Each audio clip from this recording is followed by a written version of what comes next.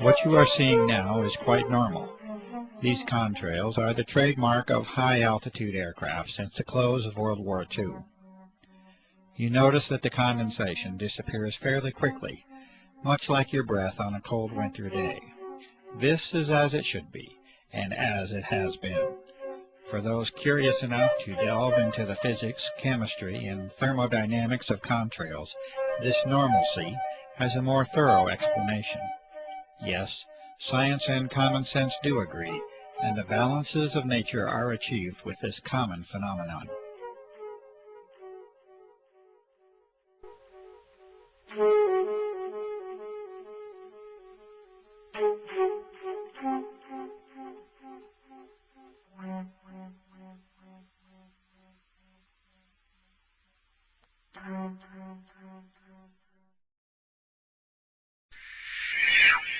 And now we must take a different turn, a turn to explore an unusual world that now surrounds us, and yet a world that many of us remain unaware of. The atmosphere of this planet has been changed, and you are now being introduced to one of the main causes of that change. The aircraft at the upper portion of the screen is leaving a normal contrail, and it vanishes as any trail of water vapor is expected to.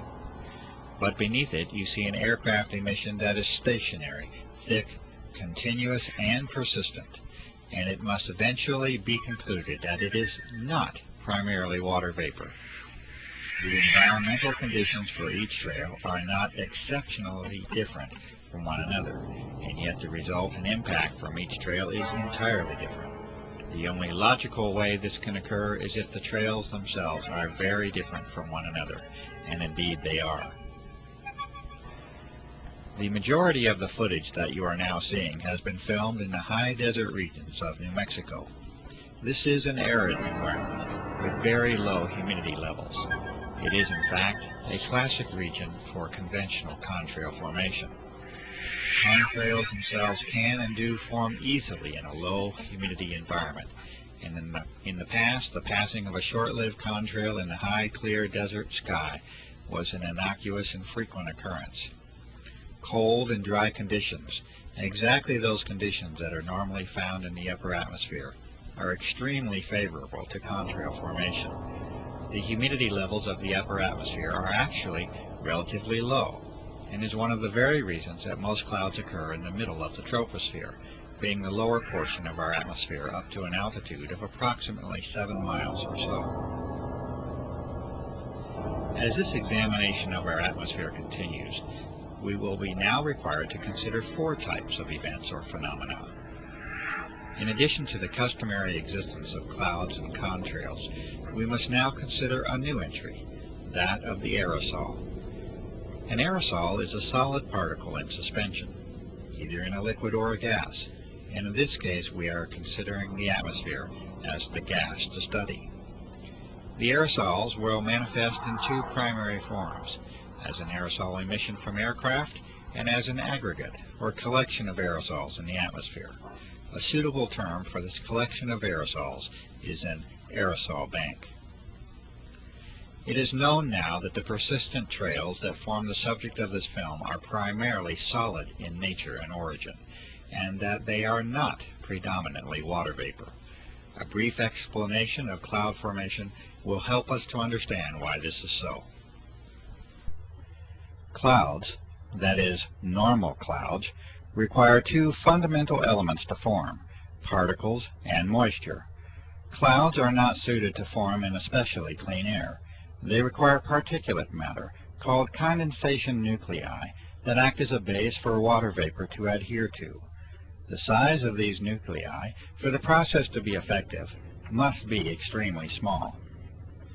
The size of these nuclei are on the order of sub-micron. For comparison, a human hair is 60 to 100 microns thick, and an asbestos fiber is a couple of microns in thickness. The other essential component for normal clouds to form is a minimum level of humidity. From numerous sources, this minimum is on the order of 70% relative humidity. Notice that the requirements for cloud formation and contrail formation are already entirely different from one another. This is because they are entirely different phenomena based upon entirely different physical principles. Contrails can and should form readily in clean, cold, and dry air. Normal clouds, on the other hand, require higher moisture levels and a particulate or aerosol base from which to develop. The radical transformation of our sky as a direct result of aircraft activity now forces us to address an entirely new set of conditions. Aircraft are now repeatedly dispersing materials into the upper atmosphere at flight altitude, roughly from 35,000 to 40,000 feet. These materials expand rather than evaporate, and they usually transform into an insightful haze that over the recent years has decreased our general visibility down to ground levels. One of the remarkable facts is that this commonly now occurs at very low levels of relative humidity, on the order of 30 to 40%, instead of the 70% or greater that is associated with cloud formation. And so we know now that these are not clouds in any conventional sense. They are indeed a unique and artificial creation that now crosses new thresholds in the atmospheric and geophysical sciences.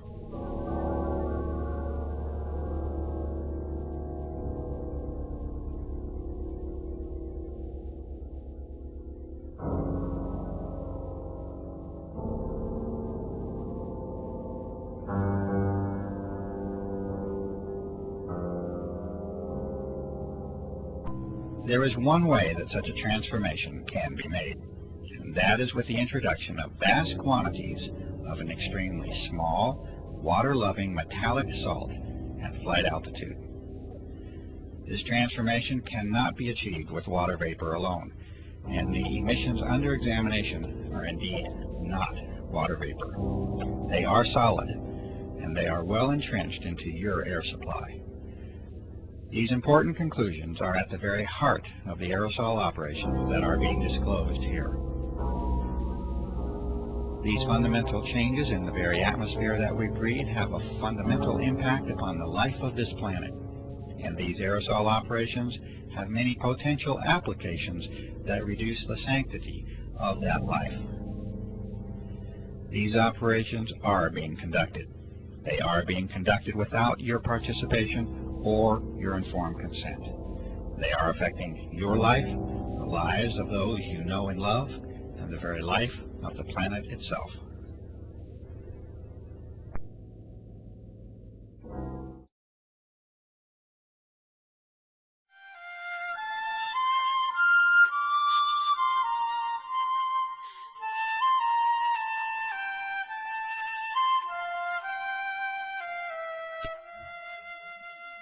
Try to remember the color blue, for once it was yours to see. The blue sky is your birthright and a source for joy, and it remains at the very core of our existence. There are factual reasons for the blue color of the sky, which can certainly be traced to the cleanliness and clarity of the air that you breathe. But please do not lose the wonder of the sky itself, the magic and emotions that you have once shared with the earth in all of its glory. These are more than facts, reasons, and observations. They are the experiences and memories of life itself.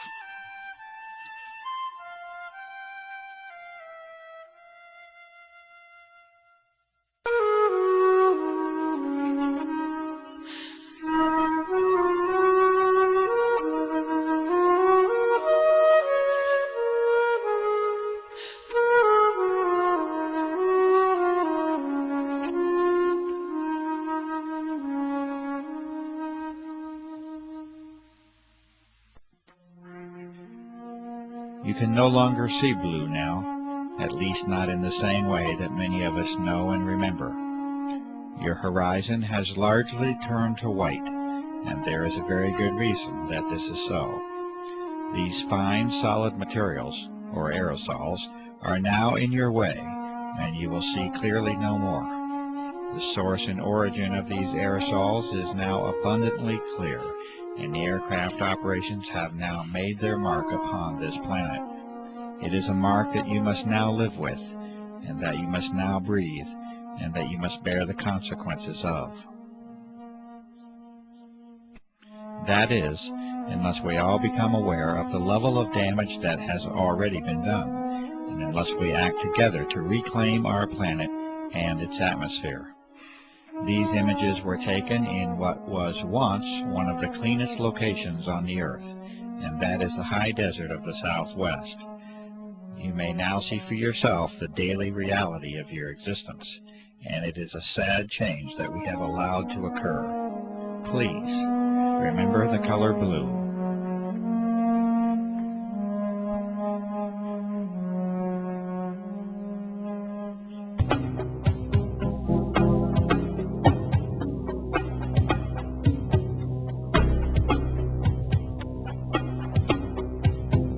In the early part of 1999, a website under the name of www.carnicom.com was created to call attention to the unusual events and effects surrounding aircraft activity over the southwestern desert skies of the United States.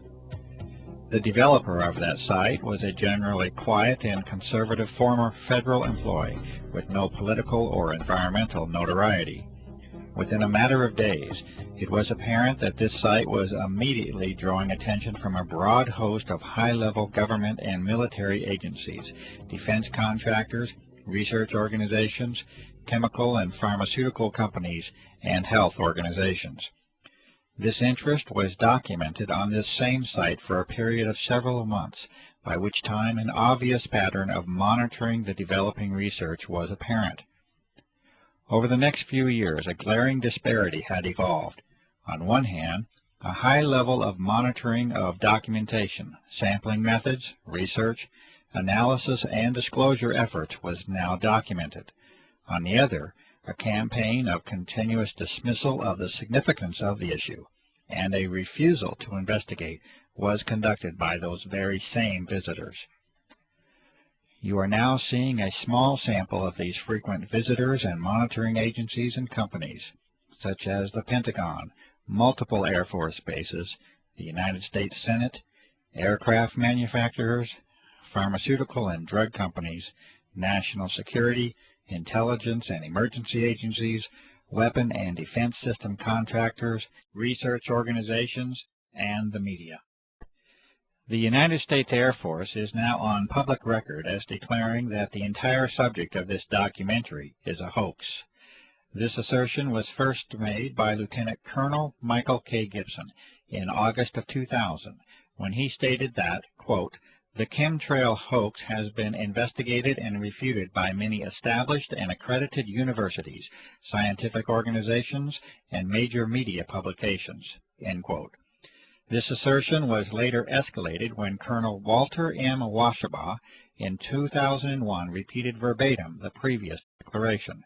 Colonel Washabaugh also did not opt to provide the detailed list of the refuting parties.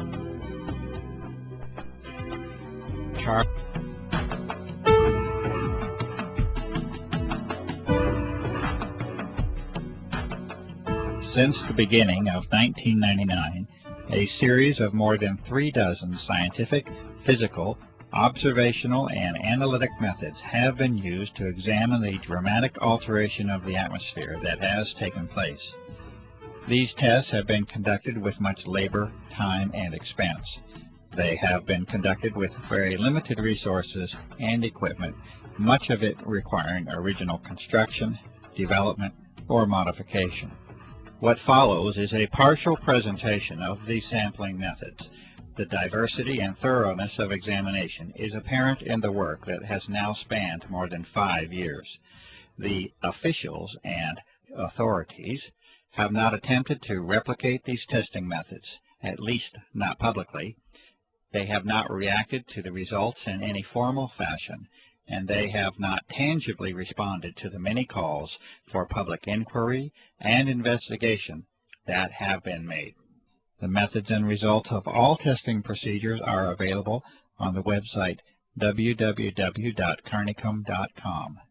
And this research represents a substantial body of information that may be helpful in interpreting the designs and motivations behind the aerosol operations. Essentially, the method is one of reverse engineering for a global covert operation, and there is no limit to the work that remains to be done. These findings, conducted for more than 5 years, are offered to the public in hopes that they are or will be of further value in unraveling what is undoubtedly one of the, if not the most extensive operation upon the planet, and the life of this planet in all of known history. These studies begin with an examination of contrails themselves, a very common and ordinary phenomenon involving the freezing of water vapor into ice and their subsequent dissipation through evaporation and mixing. The environmental conditions of formation are studied, the factors affecting the rate of dissipation, the role of humidity, and the expected location of formation with respect to the aircraft.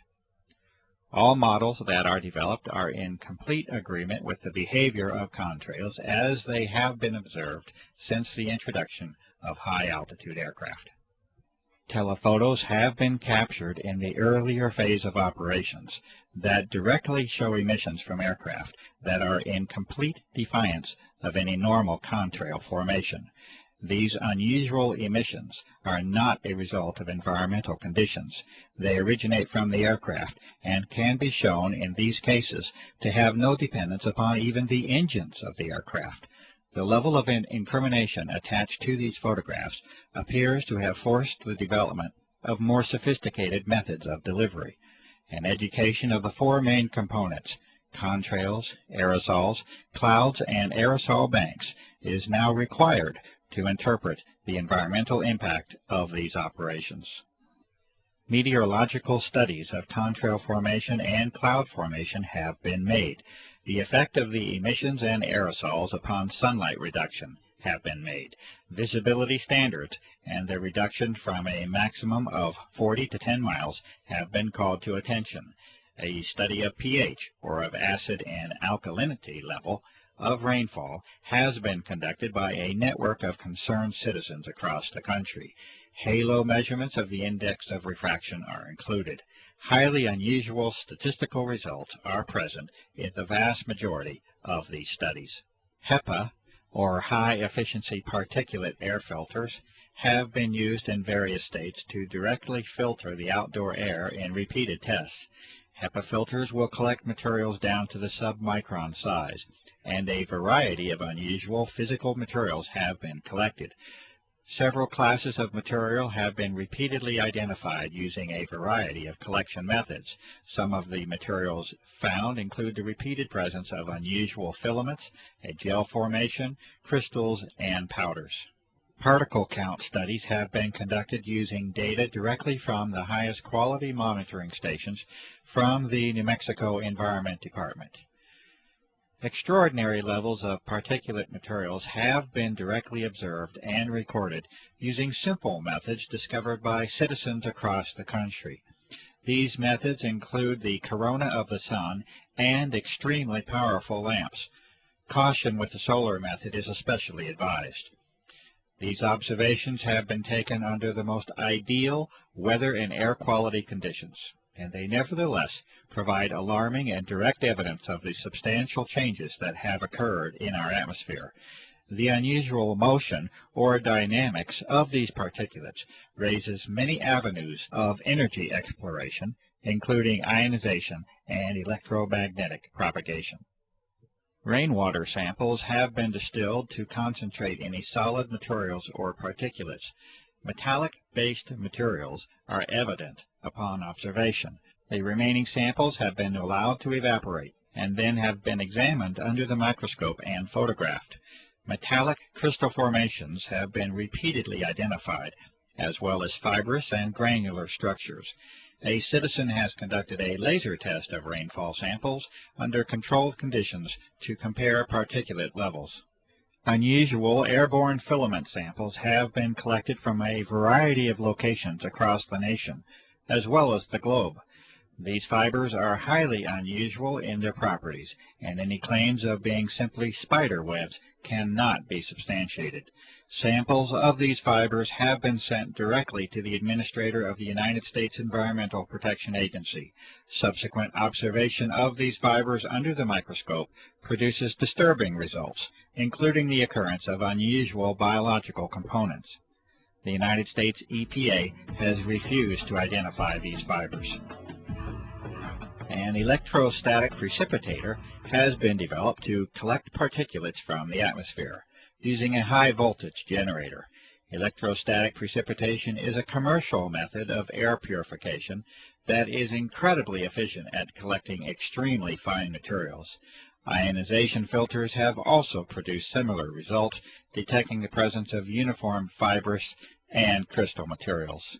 A series of deductions based upon the sustained observation of environmental conditions has led to the consideration of the abundance of hygroscopic, or water-seeking, and easily ionized metallic salts within the atmosphere.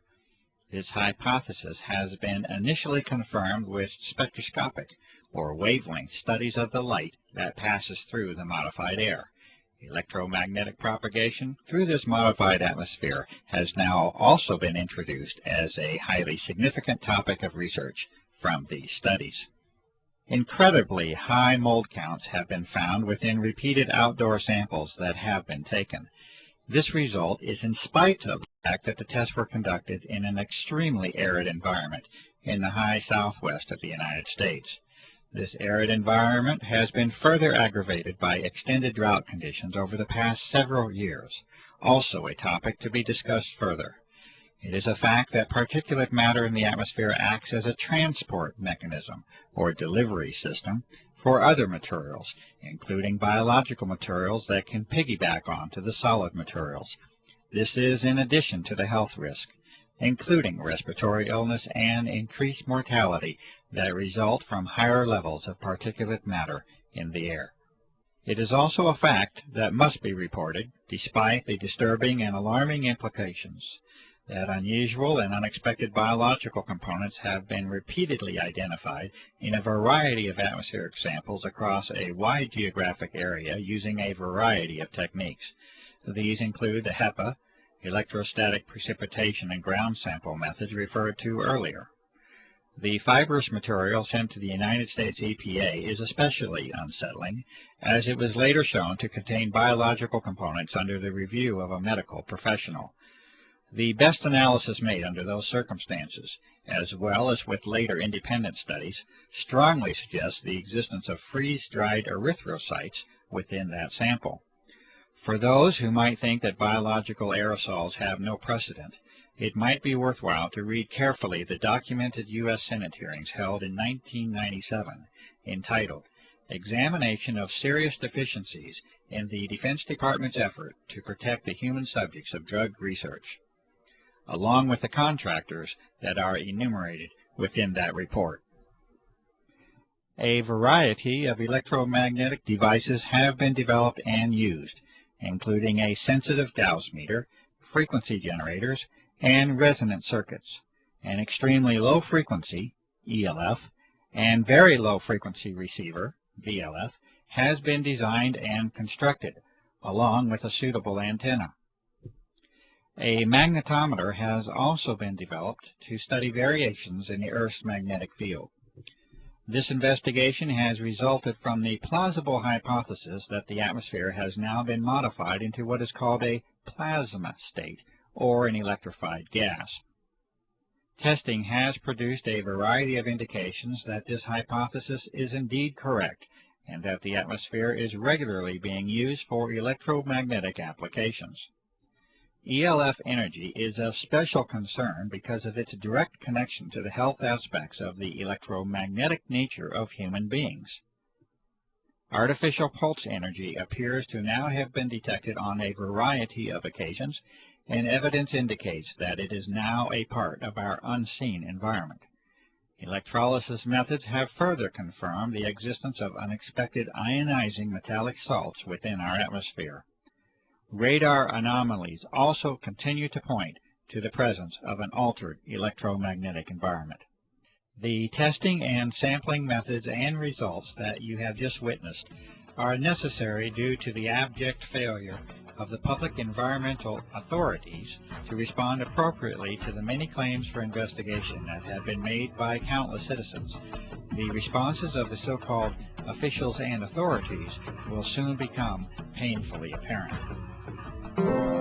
Jet spraying stuff in the air. I went outside, I looked out, it was in the morning, and lo and behold, there was, what I thought were contrails, and numerous jets spraying, probably 4 or 5 jets. The contrails were not dissipating, they continued in the air, and I watched. Actually, I was horrified because I'd never seen anything like this before, as it continued all day long. And the result was, within a couple hours, the entire sky was totally blotted out with this messy white haze. The following is a transcribed interview between Clifford E. Carnicom and Gwen Scott, naturopathic doctor and former CNN broadcaster, recorded in February of 2004. Question: when did you become aware? When did you find out? How did you find out about the existence of these operations and whether they are real or not?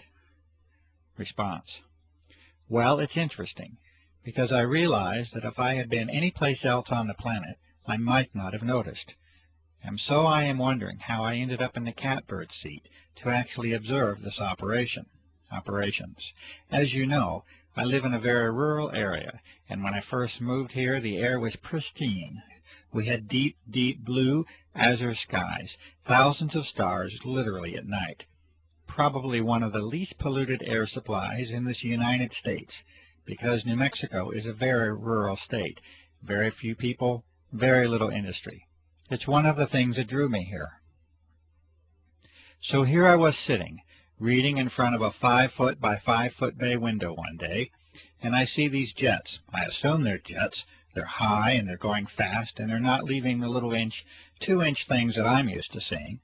They're leaving those huge plumes through the sky that spread out, and by 3 or 4 in the afternoon, it's foggy. It's so thick I can't see the mountain range. I can't see anything. And it's been continuous and ongoing ever since, to the degree now that the skies are so degraded that we never see deep blue skies anymore. Stars at night are hard to find. Everybody is getting accustomed to the pale blue, often white skies that we live with. But I see them going over, and I've taken hundreds of photographs showing this is not your normal contrail that should dissipate.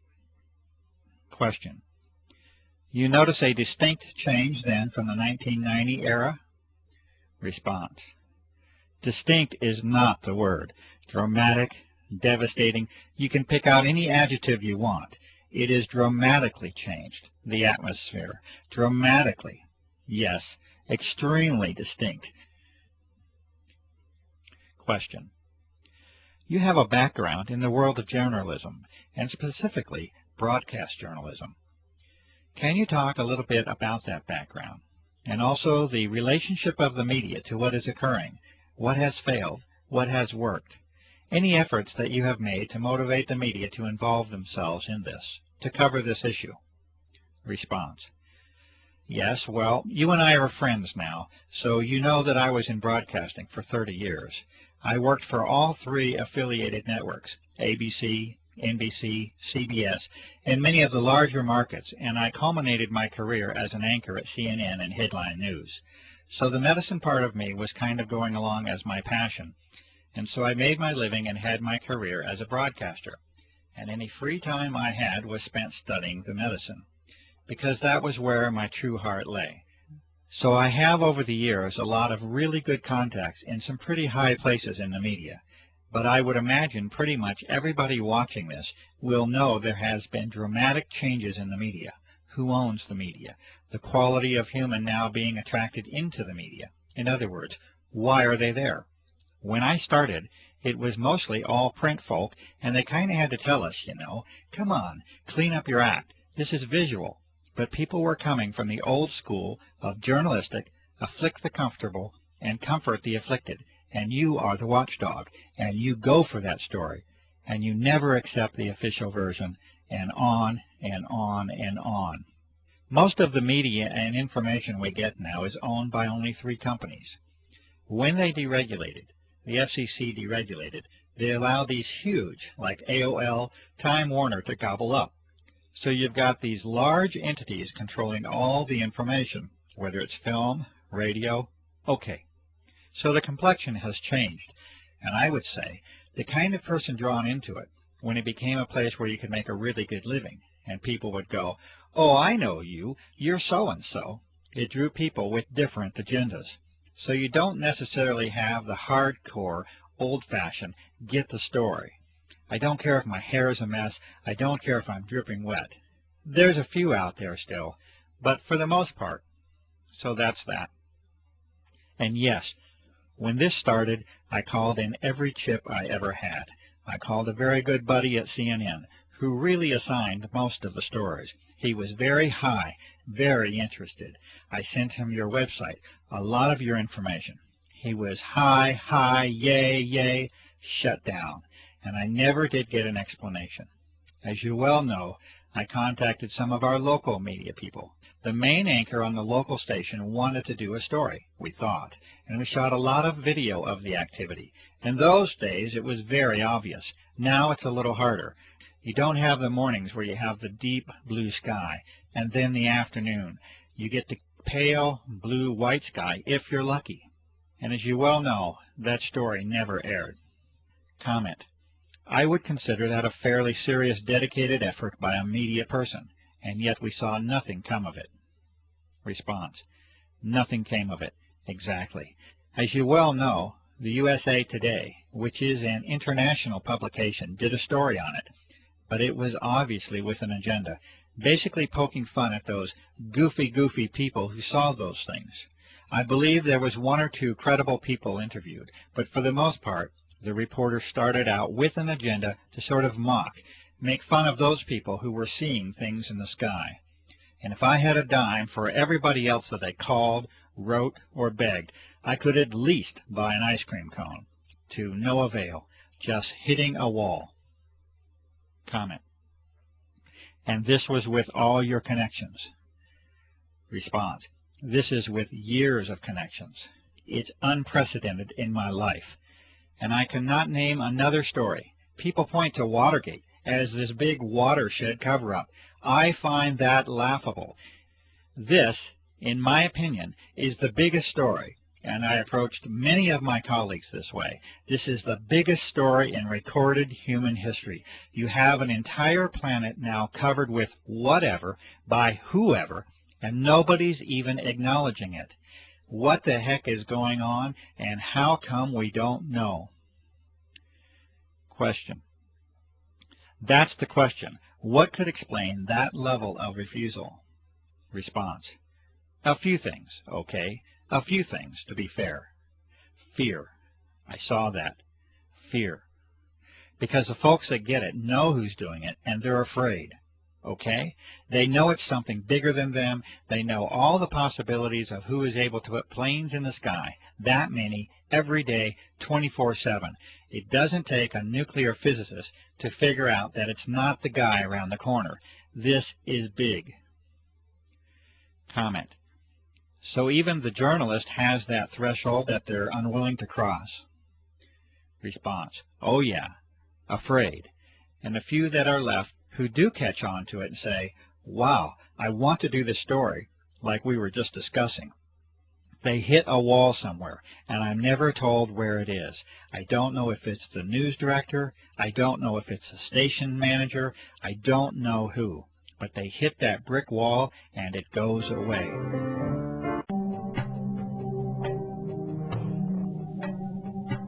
After confronting the reality of the changes that have been made to the planet, it is a natural question to ask, why?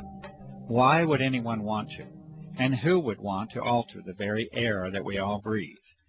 we may never know the true answers to these questions, as the evidence is now clear that the aerosol operations are a covert operation, an operation that is never to be openly discussed or disclosed using the traditional channels of a free and democratic society, an operation that will never ask for your consent or for your participation, and that will be conducted regardless of your concern.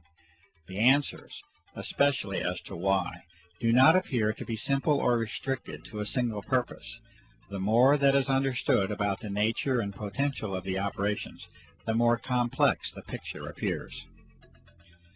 What can be done, however, is to use the vast body of evidence that has been collected at a grassroots level to make interpretations that are at least consistent with this data. This has been done, and there are now 5 major areas of endeavor that are in agreement with the observations, data, and analysis that extends for more than 5 years.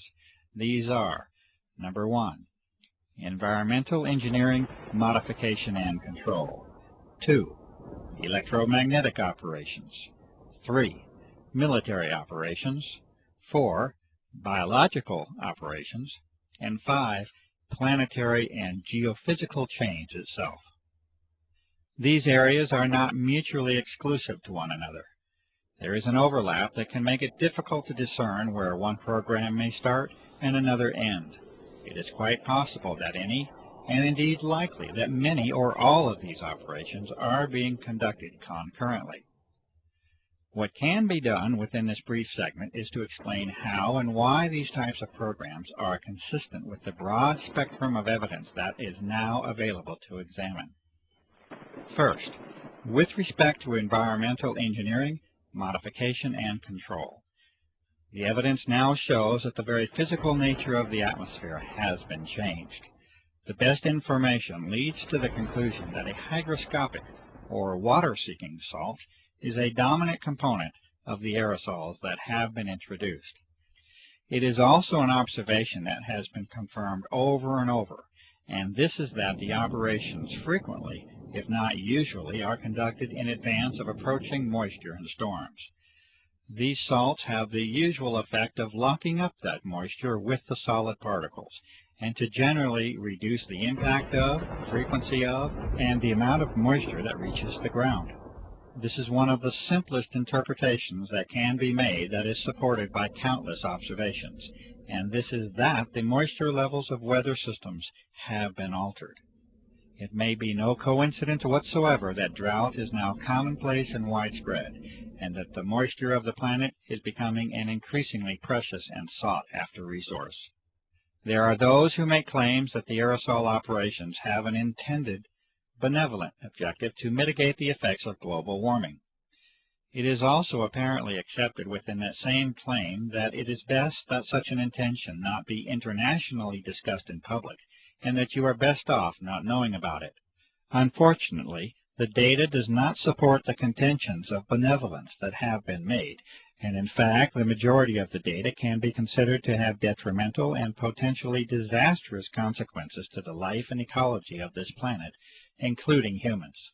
Furthermore, the vast majority of elements and substances under examination will actually increase the heat levels of the lower atmosphere rather than decrease it when they are placed into it. This is exactly what the observations themselves support, and that is that drought conditions are exacerbated and aggravated by the introduction of the aerosols, and not mitigated, as many might choose to believe.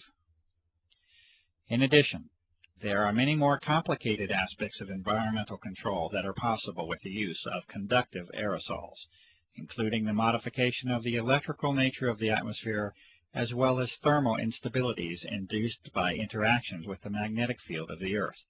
Storms depend upon the electrical exchanges that take place within the atmosphere.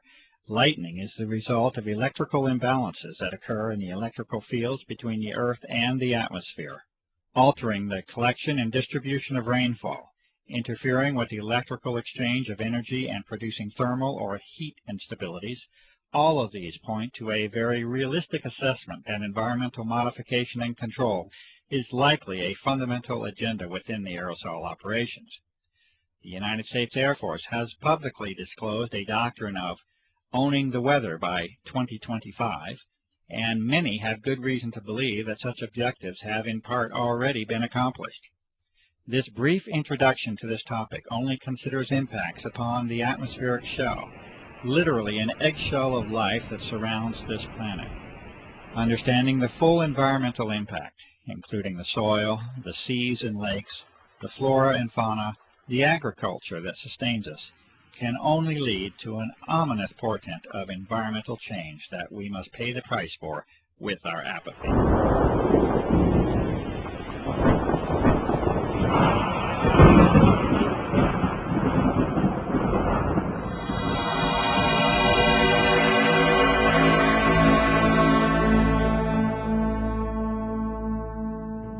Not only are the moisture and heat characteristics of the atmosphere altered with the introduction of aerosols, but the electromagnetic properties have likely been changed as well. An ion is a charged electrical particle, and all of the data supports the claim that massive amounts of easily ionized particles are another important part of the grand geophysical picture. There are some elements that can actually become charged with the energy from ultraviolet light and even visible light in some cases. Barium is one such element that falls into this category. The implications of being able to modify the atmosphere electrically and magnetically are enormous, and a variety of physical methods that are used to transfer, manipulate, control, and propagate energy in that medium must then be considered. As an example of how a small change can produce a major effect, consider the following statement from Lancaster University in the United Kingdom on the topic of the ionosphere. Quote, although less than 1% of the upper atmosphere becomes ionized, the charged particles make the gas electrically conducting, which completely changes its characteristics. The ionosphere can carry electrical currents as well as reflect, deflect, and scatter radio waves. Unquote. What we see, therefore, is that a small change in the electrical properties of the atmosphere, be it the upper or now lower atmosphere, completely alters the way in which that shell around the Earth can be used. This concept introduces us to the topic of plasma physics, which may be more in the grasp of common understanding than might first be believed. Most of us are familiar with a neon or fluorescent light tube. This is a perfectly common example of what plasma physics is about.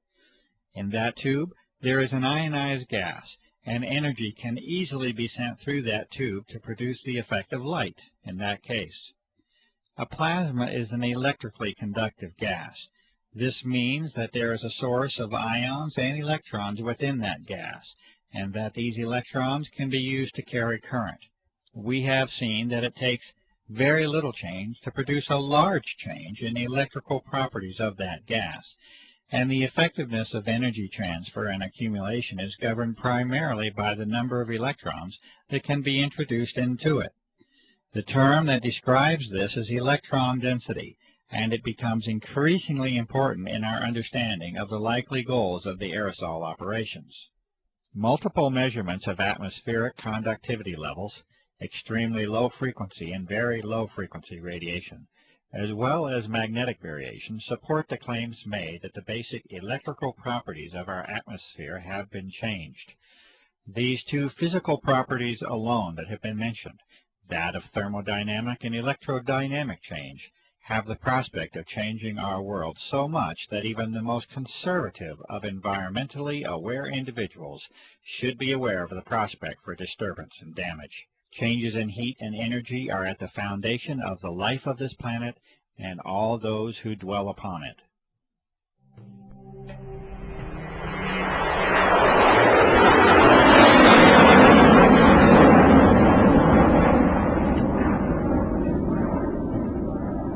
It is a necessary, logical, and natural extension to our discussion of applications to include the almost inevitable role the military assumes within them. Indeed, the dichotomy of extreme, sustained, and continuous interest and monitoring of the aerosol research by the military and intelligence complex, juxtaposed with the public declaration by the U.S. Air Force that this entire subject is a hoax, is curious enough that many of us may wish to seek the truth of the matter. The most advanced military agencies, intelligence services, and defense contractors clearly have an interest in monitoring and controlling the level of discussion and disclosure on the aerosol issue. The tools of research and analysis must therefore be used at least in part to compensate for the lack of openness that now shrouds this democracy under the guise of national security. A glimpse into the military window has been achieved, and a central theme will eventually emerge, and that is of control. Control in the deepest and far-reaching sense that you may imagine. For when the atmosphere of the planet is controlled, life itself, in the end, is controlled. With a basic knowledge of plasma physics, that is, the physics of an energized gas or atmosphere, it is impossible to proceed further without at least a brief introduction to the HAARP facility and technology. HAARP, or High Active Auroral Research Program, is operated by the U.S. Air Force and is claimed to be simply a research facility. The stated purpose by the Air Force for the HAARP project is that of a scientific endeavor aimed at studying the properties and behavior of the ionosphere, with particular emphasis on being able to understand and use it to enhance communications and surveillance systems for both civilian and defense purposes. It may be this, and then again, it may be more than simply a scientific endeavor.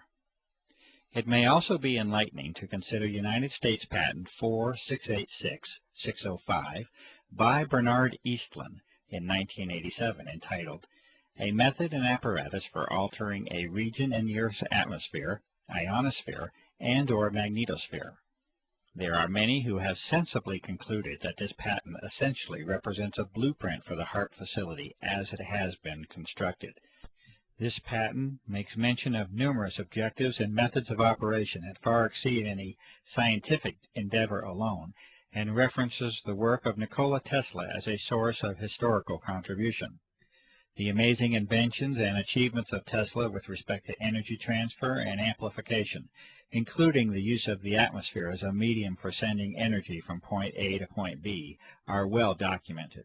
The documents of Tesla were eventually confiscated at the close of his life, especially as they related to military matters, and he is generally now accepted as an unrecognized genius. The current incarnation of ionospheric heating is able to, according to Mr. Eastlund, put unprecedented amounts of power in the Earth's atmosphere at strategic locations, and to maintain that power level with the pulsing of energy.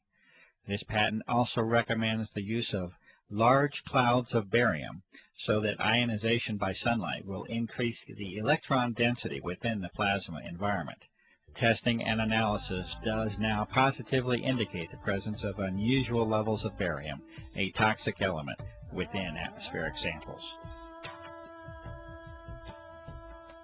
The amount of power inherent in the design of the HAARP project is further indicated by Mr. Eastlund stating that the present invention can be formed to simulate or perform the same functions as the detonation of a HEAV-type nuclear device without actually having to detonate such a device.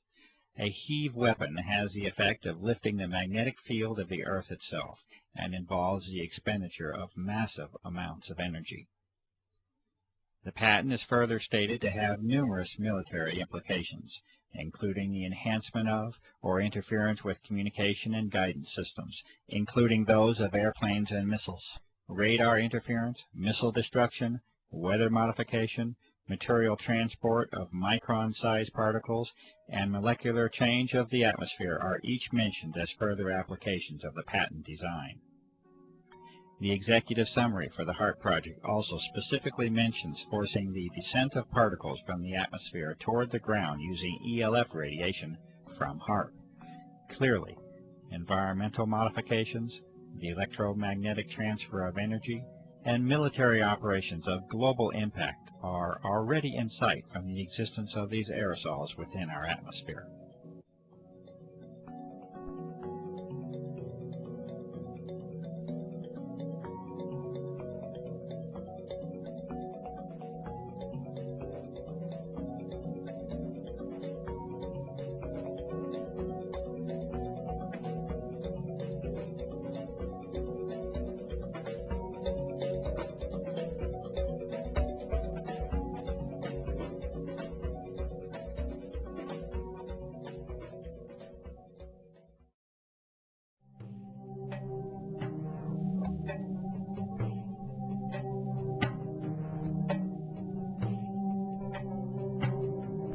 In 1977, the United States Senate held hearings on the subject of biological testing by the Department of Defense on human subjects without their informed consent.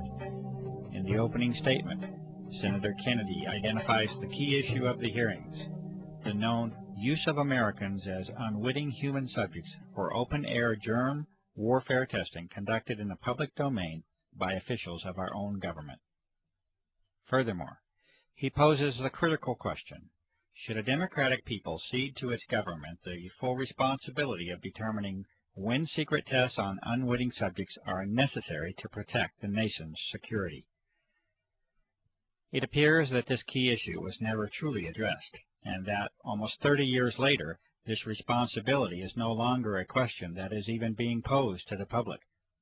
It is a fact, however unpleasant and distressing the consideration may be, that biological components have been repeatedly identified in a series of tests of atmospheric samples over a period of several years. The U.S. Environmental Protection Agency has refused to identify physical material that has been demonstrated to contain biologicals of this same form.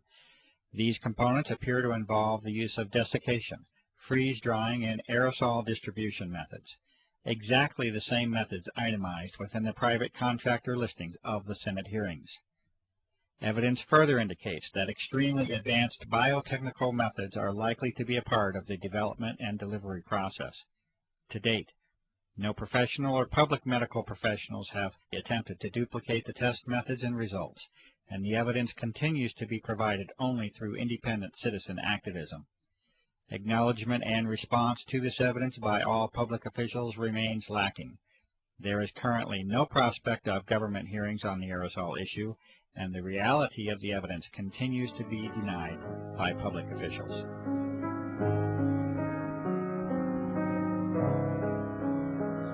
And lastly, although more conceptual in nature than our earlier discussion on environmental modification, electromagnetic, military, and biological aspects of the aerosol issue, it is not unreasonable to consider interactions with the Earth as a whole. It is not impossible that there may be connections between the energy levels of this altered plasma of the Earth and geophysical processes, including Earth changes. There has been increased attention in recent months by prestigious scientific organizations, mainstream media, and the Defense Department itself on dramatic Earth changes that are foreseen in the not-too-distant future. These discussions center on major climatic change and geophysical field changes, such as the magnetic field. Under disclosure is the likelihood that these changes occur much more rapidly than was previously supposed. It is at least a theoretical reality that a plasma sheath around the Earth can accumulate energy. This originates from the combination of increased electron density and low-frequency energy propagation. There are many questions that can be asked as to how and if this energy can be harnessed to affect the Earth. The many abnormal Earth changes already on the record during the recent years certainly offer a motive for examining the energy transfer between the Earth and the now altered atmosphere.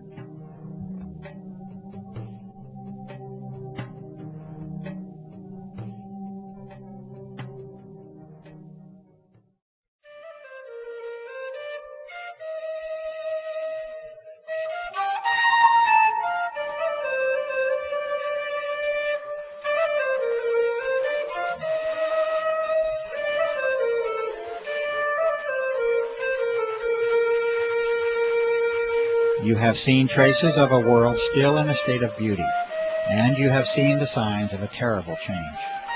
It will be for you to decide if the claims of this documentary are true or not. You have seen the distinctions between what mankind has known for decades to be in harmony with our surroundings, and that which is a product of our urge for technological supremacy over nature. You have seen a clear sky, this blue that was but is no more. The sky that has been taken away from us all.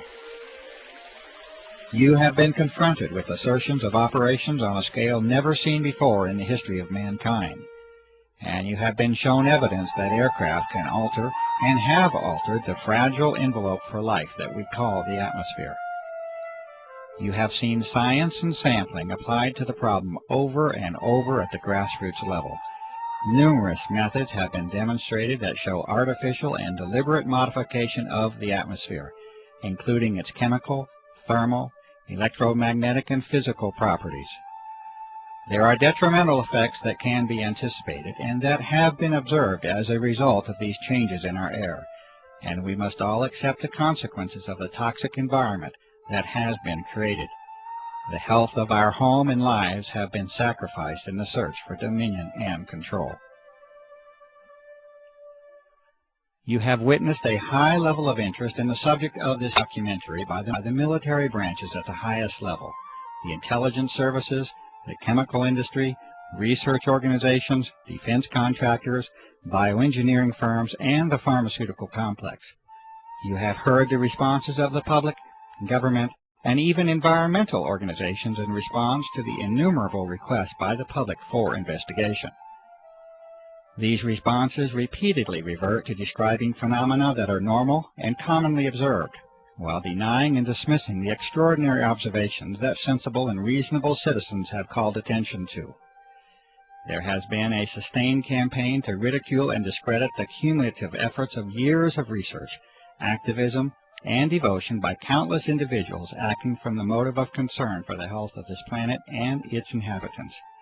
A free and democratic society, if it is to continue to exist, must be able to openly discuss the benefits of technological and military supremacy against the deleterious impact upon the environment that we as global citizens must share.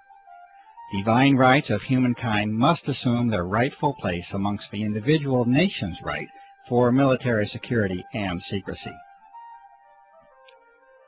You have heard the responses of only a few citizens and professionals who state their sensible concerns about the impact of the aerosol operations upon our environment and our health. The lack of time prevents the presentation of the awareness that is now known to be shared by a grassroots network that conservatively must include millions of people. The extent of this awareness across national boundaries is apparent, and this network is of global proportion. The control of media information by relatively few corporate interests appears to be a significant factor in the restriction of honest and open public discourse on the aerosol issue. The attempts at ridicule of this issue by the U.S. military establishment should also be evaluated as to intent and motive. You have been provided with an analysis of the potential agendas of the aerosol operations. The conduct of environmental, military, electromagnetic, biological, and geophysical operations are each consistent with the vast body of information and evidence that has been accumulated over a period of more than 5 years. This result has been reached with the painstaking efforts of numerous citizens, researchers, and activists across the country and around the globe. Many of the operations under consideration would appear to regard the welfare of human beings, the life of this planet, and our environment as a low priority. Many people, having become convinced of the reality of these operations, will naturally ask the question, what can I do to help? It is also known from experience in history that many of these same individuals feel helpless and powerless after they confront the immensity and complexity of the operations. They also often become disillusioned after encountering the predictable and disingenuous responses of our public servants. It is also known that the traditional methods of dissent and activism are no longer working, and the political process is failing in a constitutional sense. Petitions have been signed and disregarded. Appeals for investigation are dismissed. Calls for media involvement lead to crafted articles of ridicule. Even the legitimacy of the voting process itself is in question. There is no comfortable, reassuring, and simple answer that can be given to you. This is the reality that we must face. It is expected that any success will eventually result from an enormous groundswell of grassroots activism and open public protest.